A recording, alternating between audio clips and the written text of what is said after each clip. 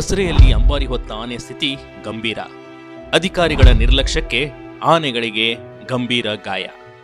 ಈ ದೃಶ್ಯಗಳನ್ನ ನೋಡ್ತಾ ಇದ್ರೆ ಎಂಥವರಿಗೂ ಒಂದು ಕ್ಷಣ ಮಮ್ಮಲ ಮರುಗುವಂತೆ ಮಾಡಿಬಿಡುತ್ತೆ. ಅಯ್ಯೋ ಪಾಪ, ಜಂಬೂ ಸವಾರಿಯಲ್ಲಿ ಭಾಗಿಯಾದ ಆನೆಗಳ ಸ್ಥಿತಿ ಇದೀಗ ಹೇಗಾಗಿದೆ ಅಂತ ನೋಡಿ.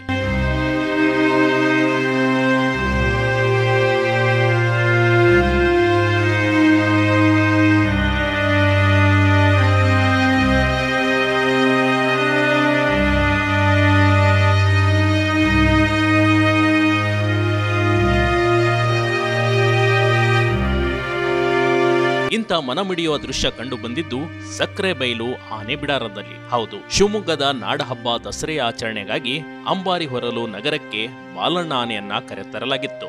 ಆದರೆ ಈತನ ಸ್ಥಿತಿ ಇದೀಗ ಗಂಭೀರವಾಗಿದೆ. ಇದು ಭಾರೀ ಆತಂಕಕ್ಕೂ ಕಾರಣವಾಗಿದೆ.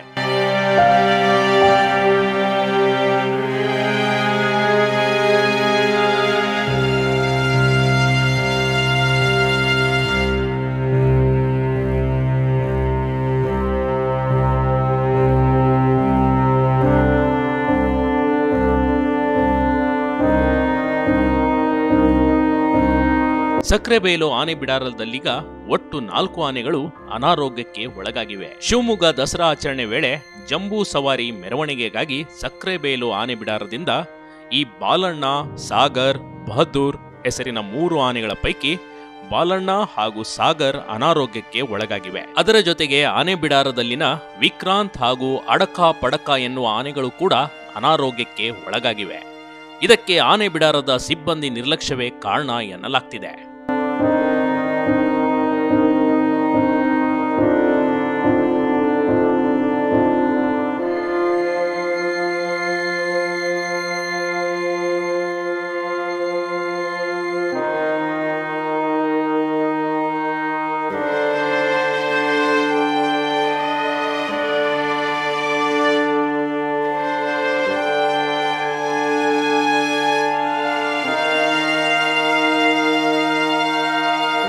ಅಂಬಾರಿ ಹೊತ್ತಿದ ಬಾಲಣ್ಣನ ಕಿವಿಯ ಭಾಗದಲ್ಲಿ ಗಾಯವಾಗಿ ಹುಳುಗಳು ಬಿದ್ದಿವೆ.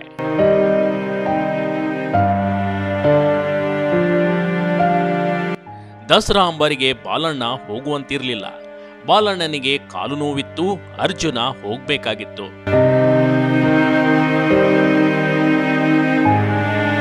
ಆದರೆ ಕೊನೆ ಗಳಿಗೆಯಲ್ಲಿ ಅರ್ಜುನನ ಬದಲಾಗಿ ಕಾಲು ನೋವಿದ್ದ ಬಾಲಣ್ಣನನ್ನ ದಸರಾ ಅಂಬಾರಿ ತಯಾರಿಗೆ ಕಳುಹಿಸಲಾಯಿತು.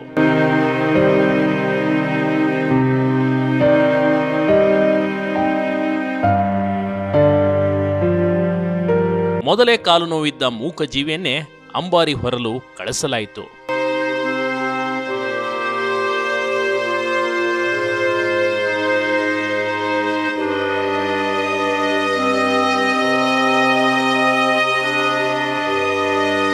ಕಾಲು ನೋವು ಹೆಚ್ಚಾದಾಗ ಬಾಲಣ್ಣನಿಗೆ ಕಿವಿಗೆ ಇಂಜೆಕ್ಷನ್ ನೀಡಲಾಯಿತು. ಇಬ್ಬರು ವೈದ್ಯರು 2 ಇಂಜೆಕ್ಷನ್ ಅನ್ನ ನೀಡಿದ್ದರು. ಅದು ರಿಯಾಕ್ಷನ್ ಆಗಿ ಬಾಲಣ್ಣನ ಕಿವಿ ಈಗ ಕೊಳೆತು ಹೋಗಿದೆ.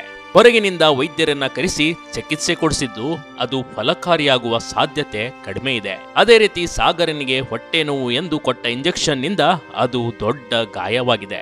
ಉಳಿದಂತೆ ವಿಕ್ರಾಂತ್ ಆನೆಯ ಕಾಲು ಕೊಳೆತು ಹೋಗಿದೆ.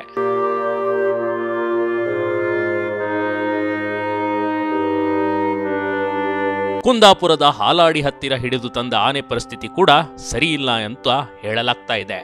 ಸದ್ಯಕ್ಕೆ ಸಚಿವ ಮಧು ಬಂಗಾರಪ್ಪ ತಪ್ಪಿಸ್ಥರ ವಿರುದ್ಧ ಕ್ರಮ ಕೈಗೊಳ್ಳುವುದಾಗಿ ಹೇಳಿಕೊಂಡಿದ್ದಾರೆ. ಈಗಾಗಲೇ ಬನ್ನೇರುಘಟ್ಟದಿಂದ ವೈದ್ಯರನ್ನ ಕರೆಸಿ ಚಿಕಿತ್ಸೆ ಮುಂದುವರೆದಿದೆ.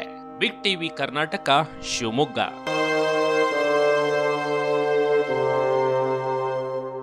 ಬಿಗ್ ಟಿವಿ ಕರ್ನಾಟಕ ಯೂಟ್ಯೂಬ್ ಚಾನಲ್ಗೆ ಈಗಲೇ ಸಬ್ಸ್ಕ್ರೈಬ್ ಮಾಡಿ. ಧನ್ಯವಾದಗಳು.